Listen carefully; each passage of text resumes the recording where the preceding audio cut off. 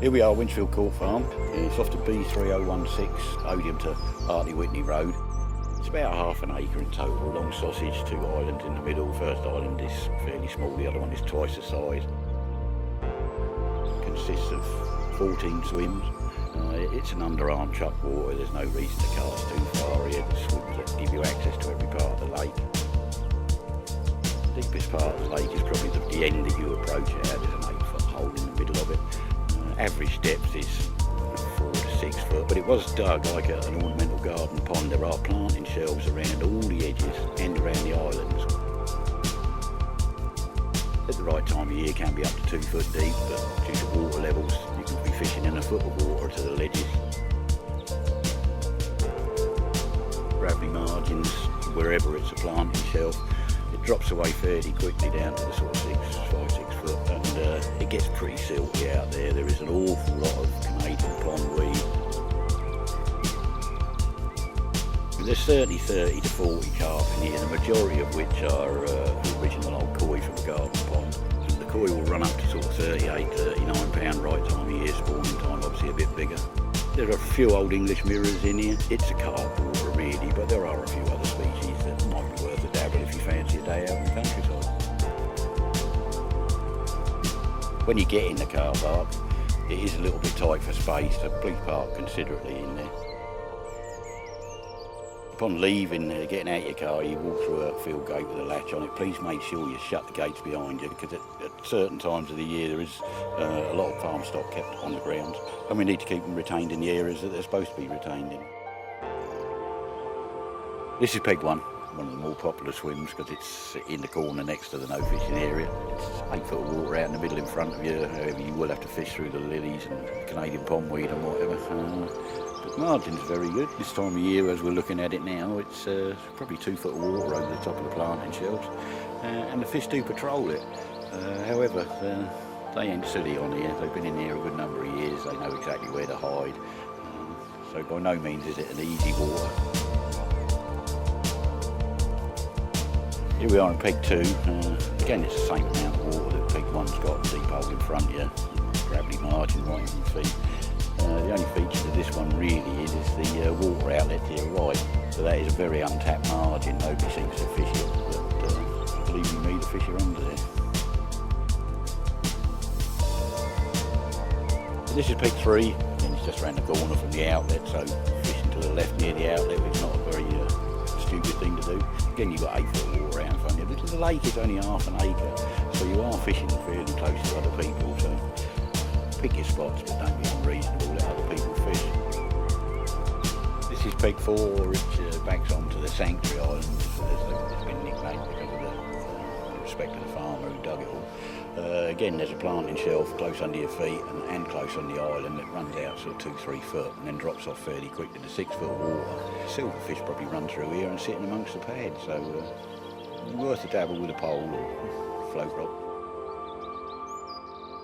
This is Peg 5, again similar scenario to Peg 4, but you are fishing to the corner of the Sanctuary Island and the fish will hang out on that corner. Similar sort of depth, 6 foot channels, 2, 3 foot planting margins around both sides. It's well worth putting one on the drop off down the edge of the Sanctuary Island because it is a very popular patrolling route and feeding spot for the fish.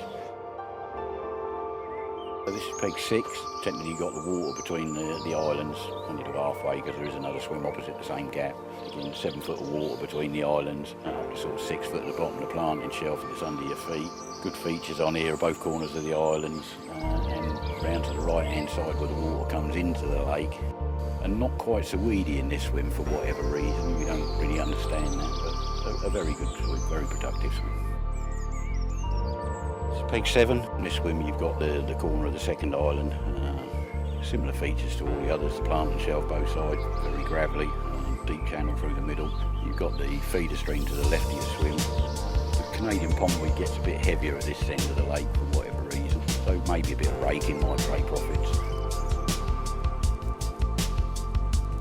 This is Peg 8, very close to Peg 7, you're fishing to the back of the second island. Similar features again, shallow margins, deep valley between the two of them, very silky in the valley and very weedy. Because it's such a small intimate pond, the quieter and more delicate you are with everything. Don't go banging your pegs in right next to the lake, because they'll be up the other end of the lake. They are very, very clever, very wise fishing in. So stealthy tactics. Stalking, taking them off the top. All produced very, very well. You don't have to turn up for a 3-day session. Having said that, you're not going to catch a fish every time you turn up for 2 hours, but they will respond to stealthy tactics. Here we are on peg 9 towards the southeast corner of the lake, again to the back of the second island. An extremely productive peg off the margins of the island because of the amount of vegetation that overgrows it, and there's a good number of snags along the island's edge. So get your bait in tight, but not right in tight, because it is quite snaggy along there. This is peg 10. Because of the narrowness of the lake this end, there are 3 swims around this corner. You've got to be a bit mindful of where other people are going to be fishing. But obviously the corner of the island is a very good feature here. They patrol it. They sit there like moored up like boats in the dockyard. You can see them in the right conditions, just sitting there. This is peg 11. Again, the obvious feature is the corner of the island in front here. I have caught a good number of fish from the deeper margin that's right underneath your rod tip, in amongst the ornamental lilies that are here. You're looking at 6 foot of water with a fair bit of silt at the bottom, but a popped up rig is extremely productive. For whatever reason, the fish seem to congregate at this end of the lake at certain times of the day. You'd have to decide when you're here what time is the feeding time, but it's the usual early morning, late evening. Because it's the longest walk from the car park, there's not so many people fish this end, and the fish know it. They feel safer. This is peg 12, north-east corner of the lake. A very, very productive swim. Again, island is a feature, close in margins.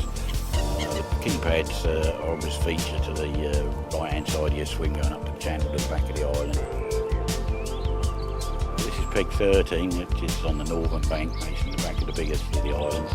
Very narrow here, but you've still got the planting shelf off the island and off your bank under your feet, with 5-6 foot water channel between the two of them.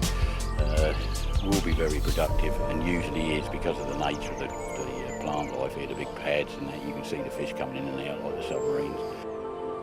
This is peg 14, again between the two islands, usual features, planting shelves around the bank under you on both islands. It is a very strong fish holding area, the middle of the lake between the two islands. They travel through here an awful lot, obviously the figure of 8 pattern or whatever they do patrolling route.